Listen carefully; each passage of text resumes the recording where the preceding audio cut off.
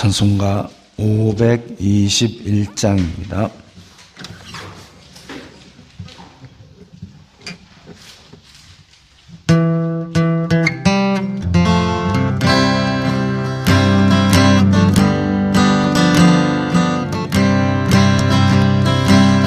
구원으로 인도하는 그 문은 참 좁으며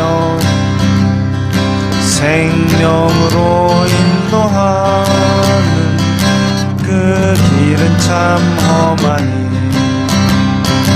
우리 몸에 지워 있는 그 더러운 죄짐은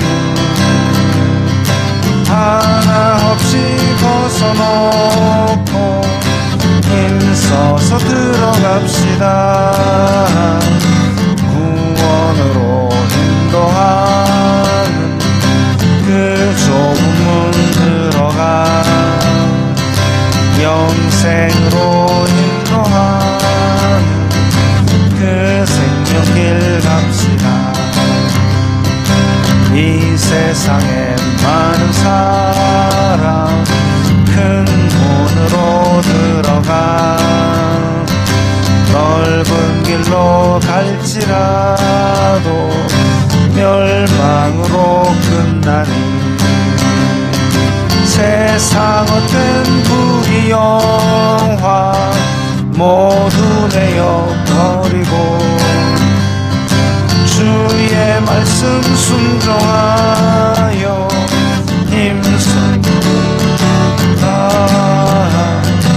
구원으로 인도하는 그 좁은 문 들어가고 영생으로 인도하는 그 길 갑시다. 구원은 열렸으니 주의 공로 힘입어 주저 말고 들어가서 생명길로 갑시다.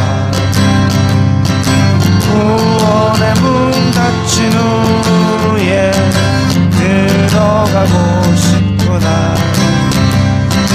한 번 닫힌 구원의 문 또 열려지지 않으니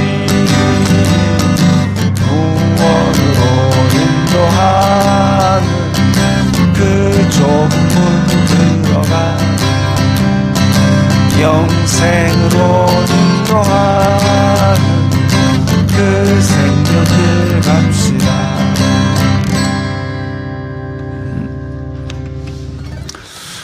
오늘 말씀은 사무엘하 12장 16절부터 23절까지의 말씀입니다.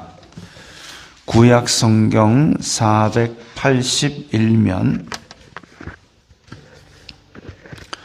구약 성경 481면 사무엘하 12장 16절부터 23절까지의 말씀입니다.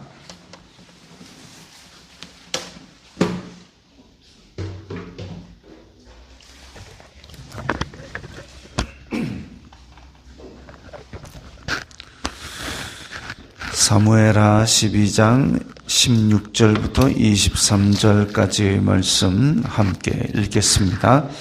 다윗이 그 아이를 위하여 하나님께 간구하되 다윗이 금식하고 안에 들어가서 밤새도록 땅에 엎드렸으니 그 집의 늙은 자들이 그 곁에 서서 다윗을 땅에서 일으키려 하되 왕이 듣지 아니하고 그들과 더불어 먹지도 아니하더라. 이래 만에 그 아이가 죽으니라. 그러나 다윗의 신하들이 아이가 죽은 것을 왕에게 아뢰기를 두려워하니 이는 그들이 말하기를 아이가 살았을 때에 우리가 그에게 말하여도 왕이 그 말을 듣지 아니하셨나니 어떻게 그 아이가 죽은 것을 그에게 아뢰일 수 있으랴. 왕이 상심하시리로다 함이라. 다윗이 그의 신하들이 서로 수군거리는 것을 보고 그 아이가 죽은 줄을 다윗이 깨닫고 그의 신하들에게 묻되 아이가 죽었느냐 하니 대답하되 죽었나이다 하는지라. 다윗이 땅에서 일어나 몸을 씻고 기름을 바르고 의복을 갈아입고 여호와의 전에 들어가서 경배하고 왕궁으로 돌아와 명령하여 음식을 그 앞에 차리게 하고 먹은지라. 그의 신하들이 그에게 이르되 아이가 살았을 때에는 그를 위하여 금식하고 우시더니 죽은 후에는 일어나서 잡수시니 이 일이 어찌 됨이니까 하니 이르되 아이가 살았을 때에 내가 금식하고 운 것은 혹시 여호와께서 나를 불쌍히 여기사 아이를 살려주실는지 누가 알까 생각함이거니와 지금은 죽었으니 내가 어찌 금식하랴. 내가 다시 돌아오게 할 수 있느냐. 나는 그에게로 가려니와 그는 내게로 돌아오지 아니하리라 하니라. 아멘.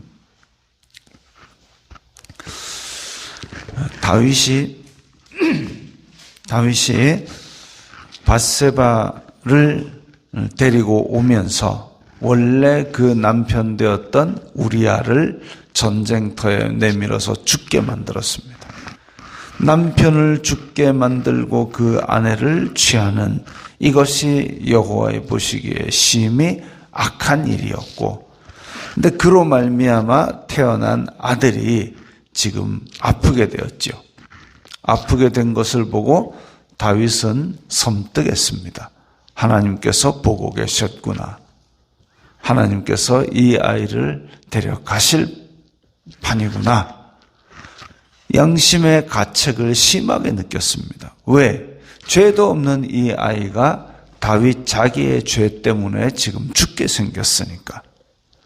그래서 다윗이 그 아이를 위하여 하나님께 간구합니다. 근데 금식하고 안에 들어가서 밤새도록 땅에 엎드렸다 그랬습니다.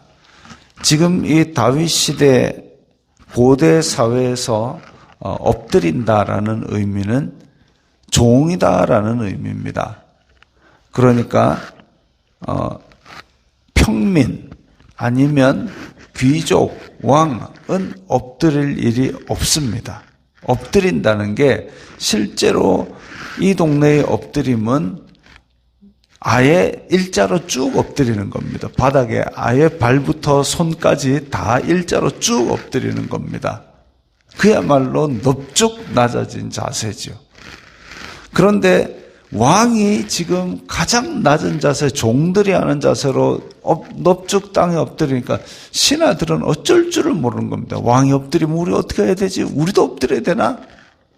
그런 상태인데 밥까지 다 굶습니다. 그렇다는 얘기는 또 안에 들어가서 어디 아닌지는 나와 있지 않지만 이제 보통 안에 들어간다? 그럼 자기 집 혹은 골방이죠. 그래서 왕인데 왕으로서가 아니라 하나님 앞에 하나의 그냥 사람, 아무 왕이든 귀족이든 이런 아무것도 걸치지 않은 단지 하나님 앞의 한 명의 사람으로서, 그래서 그렇게 골방에서 하나님과 독대하고자 하는 마음, 하나님 앞에 홀로 서는 한 명의 사람으로서, 한 명의 죄인으로서 그렇게 넙죽 엎드리는 자세. 어찌 보면 이런 다윗처럼 죄 짓고 엎드리라는 얘기가 아니라 하나님 앞에 독대하는 신앙의 자세, 이거 굉장히 중요합니다.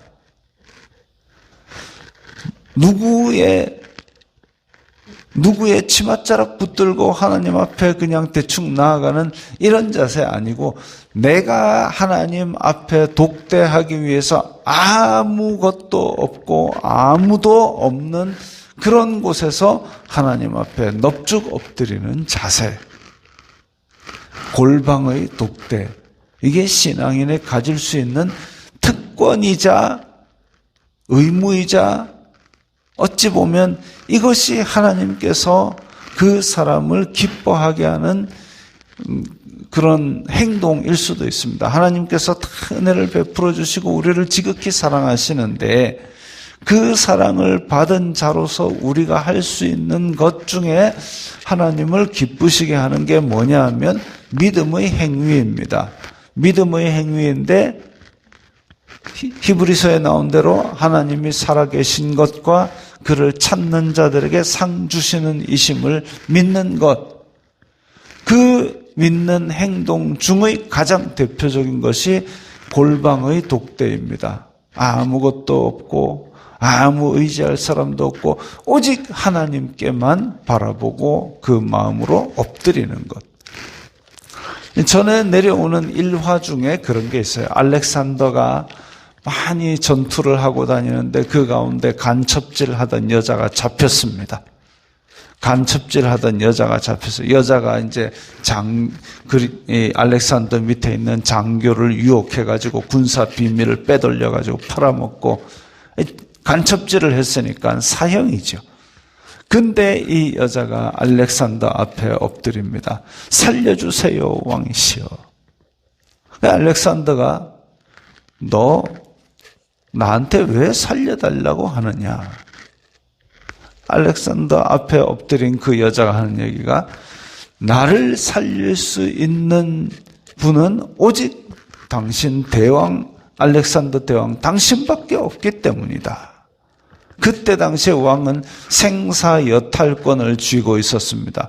법이고 뭐고 없이 왕이 추격하면 죽는 거고 왕이 살려 하면 사는 거고. 근데 지금 간첩질을 했으니까 꼼짝없이 죽게 되었는데 이것을 뒤집어서 너 살아 할 수 있는 사람은 오직 알렉산더 대왕 한 명밖에 없으니까 살려주세요. 그거죠. 알렉산더는 그 말을 듣고 살려줬을까요? 안 살려줬을까요?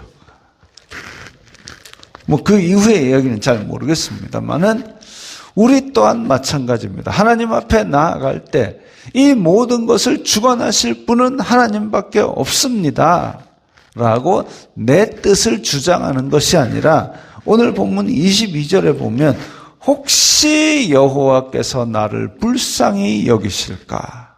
그거 바라는 것이죠.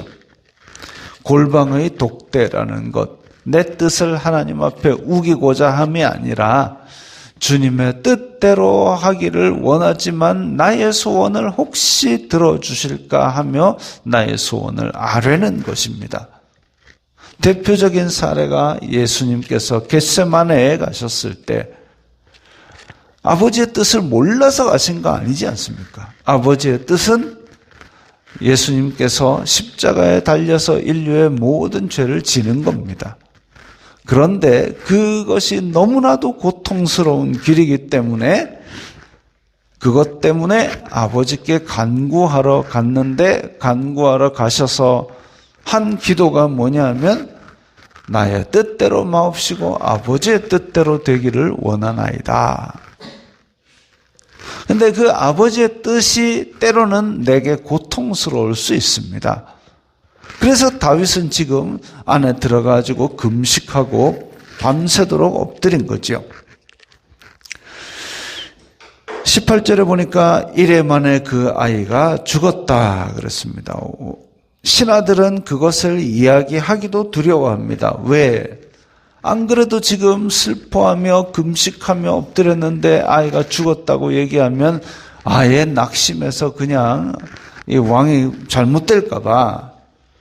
그랬는데 다윗이 눈치를 보아하니 신하들이 수군거리는 거 봐서 아이고 아이가 죽었구나.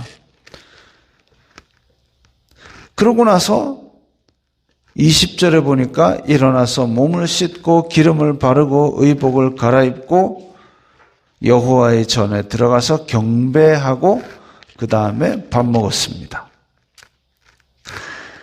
그렇다는 얘기는 이 아이가 죽을 줄을 알고 있었던 것이죠.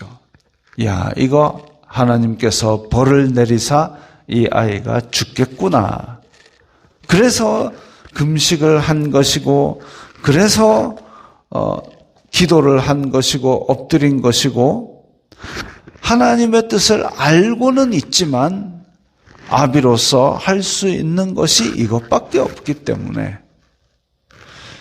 나단으로부터 죄를 지적받아서 이것이 내 죄임을 알고 죄책을 깨닫고 양심의 가책을 느끼고, 그리고 이 고통에 대해서 하나님 앞에 할 수 있는 것이 이것밖에 없었기 때문에 최선을 다해서 기도했지만, 하나님의 뜻을 알고는 있지만 그야말로 사람으로서 할 수 있는 것이죠.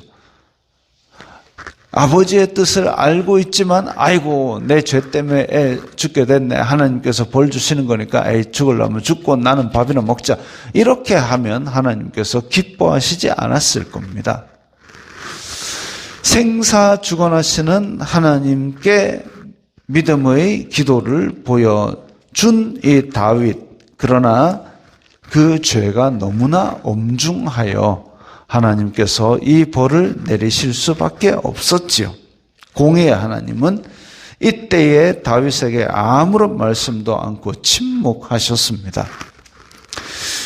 그랬는데 아이가 죽었을 때에 다윗이 옷 갈아입고 여호와의 전에 들어가서 경배하고,